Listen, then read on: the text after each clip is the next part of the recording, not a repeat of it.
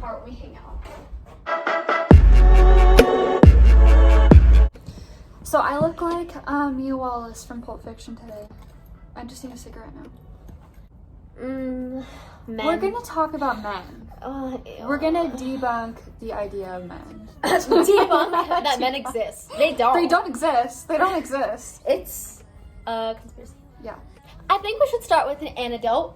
Tell us your story about creepy men. Anecdote. Anecdote. Not antidote. Anecdote is like a cure for poison. a cure for poison. Yeah. Anecdote. Anecdote. My hilarious little story. Okay. I was on a date. I was on a date with someone. We were in Big Fork, and we were gonna go to Sakatomi, which is a sushi restaurant, but they were too busy. And when we were there waiting in line, this man, he was in his like 40s and much bigger than us, a lot bigger than us. And we are very obviously young teenage girls. We walk up the stairs. He's like, "Oh, I almost like jumped out and scared you guys." We're like, "Okay, why'd you tell us that?" I didn't say that, but that's what I was thinking. And we walked in, and it was so busy. And he was like talking to us. He's like, "Yeah, we should just like all sit together, like get a table for 3." And we were like, "No, we're not doing that. We're not doing that." So we left because it was too busy, and we went to a different grill. And we were waiting for the elevator, and guess who shows up? Stalker man. And so this elevator has a sign on this that says it's going to be like 30 seconds to get out. So he's waiting there, and I'm trying to think of a way that we cannot get in the elevator with this scary man. But my anxiety brain does not think very well. And so we had to get in with this man. And so we got there. He goes into the bar. Thankfully, we get our own table. And then another group of men walks by us, and they stare at me for a very, very uncomfortably long time. I hate men. And I'm like, wow, why is all this happening right now? Like, has Big Fork never seen young women out in public? And it's not even, like, obvious that we're on a date. No one would be able to tell that we're on a date unless they just assumed. And, so we're sitting there, and then soccer guy's buddy keeps looking over at me and, like, making prolonged eye contact with me. So I'm like, bitch, this dude knows we're here, and he's talking about us. And then my date is like looking behind me, and she's like, "Oh, these men are like pointing at us and like talking about us." And I'm like, "Why are all these creepy men like targeting us? Like, this is so weird." That is so weird. And so I like could not eat because I was so anxious. Aww. And it's okay, I'm used to it. So we decided to take the stairs this time, so we don't get trapped in the elevator. And we round the corner, and this stalker man is waiting by the elevator for us to get on. And he sees us go on the stairs. He's like, "Oh, good idea. Let's take the stairs." So my date and I just went down the stairs and like ran to my car and like got out of there. Good. But it was so creepy. It was so weird because it was all happening at once. It wasn't just one man. It was like 4 men all at once in one outing. So I'm never going on a date in Big Fork again. Can I tell a creepy man story after you? Yeah, of course, go ahead. This is our episode about men. Creepy man story. So at my work, I have the most, that's where all of my creepy event experiences happen. But, the most, significant one is when one time I had been studying at my boyfriend's restaurant. He works at a restaurant that I should name, on our, Main Street. Yeah, on our Main Street. And I was doing homework because I had a huge history test the next day, so I was studying for hours and hours. At that restaurant, I literally sat for 4 hours, seriously 4 hours studying. And my boyfriend would come out, I'd give him a kiss or something hey, what's up? And these guys saw that, and they were talking about me, and I was they were looking at me and talking. You're like, okay, obviously they're talking about me. And then at one point, one of the guys spoke up. He's like, "Hey, what you up to?" And I was like, "Just doing homework." And he's like, "For what subject?" And I said, "History." And that was all of our conversation. And then at my work the next week, those same guys are at a bachelor's party. And the guys... Did you recognize them when they came in? Yeah, I was like, "Oh, hey, I saw you at this restaurant the other day." And they were like, "Oh, yeah." And then as soon as I said that, the other guys were like, "Oh, that's the girl that you saw there?" And I was like, and then the other guys were like... small interaction. Also, by the way, they're 45 to 55. They were older. Yeah. And then this other guy's like, "Wait, that's the girl?" And I was like, "What?" They were all like, "Oh my gosh, that's the girl." And then at one point, the guys were like, "You have to understand the kind of impact you made on this man. I know your first name." And I was like, what? And then later, this guy who was extremely drunk was like, you horny little bastard. That's the girl. And I was like, I was 16. Like, I was 16 and they were talking about me and I just like walked away at that point because I felt really uncomfortable. Yeah, that's so creepy. Why did they think that was okay? I don't know. You don't talk about, women who aren't minors that way. And you could definitely tell that I was studying. I was in high school. Yeah. Like, I don't look, I'm older. You do not, you're 17 and you don't look, you don't look like. And I was like, I even told them I was going to Flat High School. They're like, oh, what school do you go to? They knew I was in high school. Like, oh my God. So like, cause she must be a senior. She must be 18. Ew. It's still disgusting. I hate that. Even they probably weren't. They were probably just gross anyways. Yeah. Like, oh, minor. Okay. Men. Love them. Just kidding. Hate them. You literally don't even like men. Like, you You're don't right. involuntarily like them either. Like, I involuntarily am attracted to men. Yeah. It's not my choice. I know. That's okay though. You picked a good one. Yeah, I picked a good one. So we're talking about biblical gender roles today, which is a phrase that I throw up inside every time I say it or hear it. Because I know where it's going. Why am I talking so seriously? I don't know, but it's really funny. I like it. Thanks. Love your earrings. Oh, Can you thank show the you. camera? So Okay. these are the female symbol. Pop off, I guess. If you can see. Oh, we will take them out. And I will hold it up like a beauty product. Yes! We're not selling it. We just wanted to show No, it's mine. You cannot buy It's my mine. earring.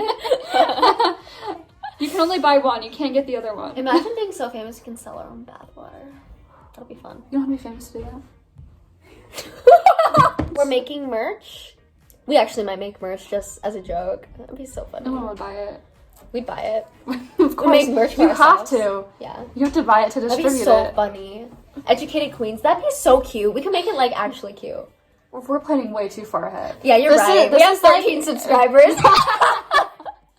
This is like when I was in like 4th grade or something.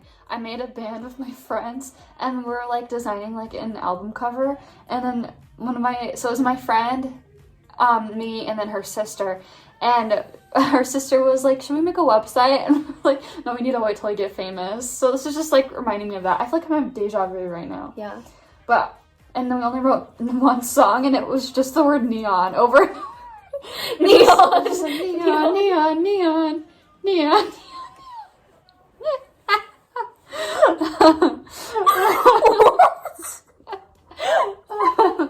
If anybody steals that from me, I will sue you. That is my song. Berlin. This is my song. Yeah, So TM. That reminds me, when I was little, I thought I was gonna be a pop star. I thought I was a pop star. I Yeah, went me to too. an international school in Japan, and super cool school. When I was in kindergarten, I went up to the teacher and I'm like, I want to be a pop star, and they're like, okay, we'll make it happen. And I was like, what? And so literally, Oh my gosh, that's literally, amazing. that's my school. Well, they made me feel like a pop star. I wasn't a pop star, but in case you didn't know, I'm not a pop star. But She's on her way. She's aspiring. on my way. And so they assigned me a music teacher and helped me write a song.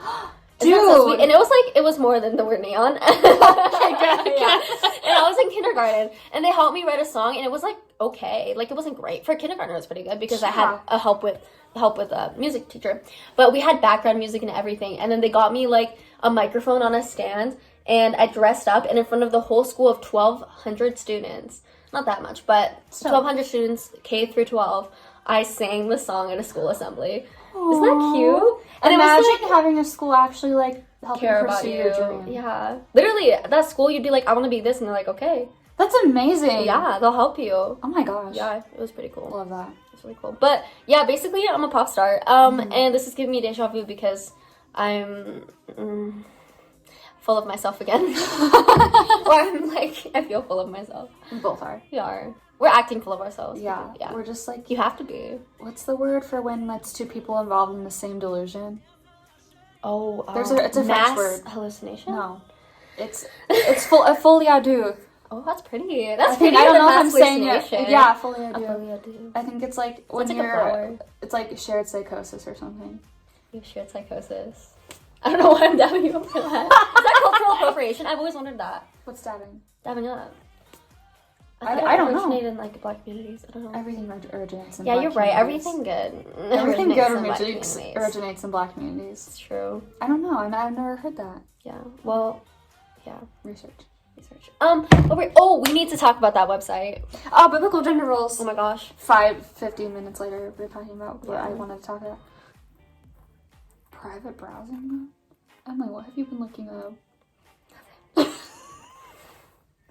I'm ashamed of looking up how to become a famous YouTuber. Oh, you did that on private joking. browsing. So this site is called Biblical Gender Roles, and it's find God's purpose for your life and your gender. Some of the titles include, is it wrong for a husband to pay his wife money for sex? What the fuck? Wait, what the fuck? No. What the fuck? There's a child on the There's other a room. child. Oh, I'm sorry. Shoot. What? Let's look into this a little bit more. Let me give you a little background to my story before I started rewarding my wife for good sex. My wife and I have been married for over 25 years, and we have 3 wonderful children who, as of this last year, have all left the nest. We have attended the same Baptist church for over 30 years. I was hoping you could tell me if I'm properly applying the principles you teach based on the Bible on how to handle sexual refusal from your wife. My wife told me I was treating her like a prostitute because I decided to start crediting her spending account based on how often she has sex with me. And I also give her bonuses for doing extra things like... Berlin. I can't.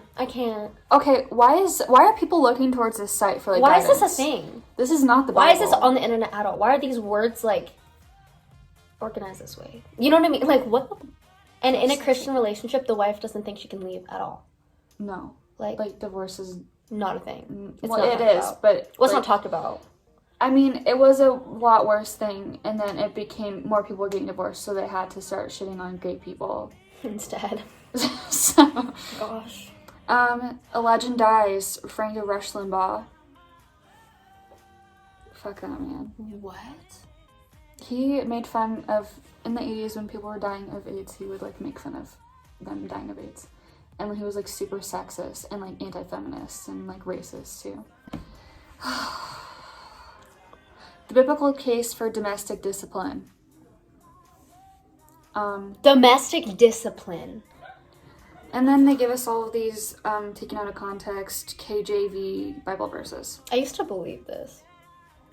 Domestic discipline? No, gender roles. Oh. I never went that far. Yeah, that's good. I would have probably. That's all that we have the brain power to talk about right now.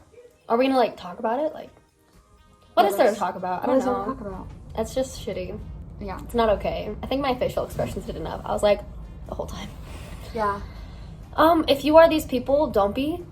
And if you listen to these people, don't cut off your ears. Cut off your ears. I think Jesus would genuinely appreciate that. Yeah. Because that's sinful. I mean, like he said, if sinful, a man is lusting after a woman, just pluck out your own eye. Yeah. So I feel like that's kind of like reply. And for hands causing you to sin, cut it off. Which Christians think is about masturbation, which I don't think it is. But seriously. All right. I think that's all we have for today. Bye, guys. Sorry that you had to hear that. That was scary. We don't hate all men, but most men. That's not true. I hate all men. Yeah. But not in a sexist way. Speaking of, my man's calling me, so I gotta go My pick him man. up. Bye! Bye, queens!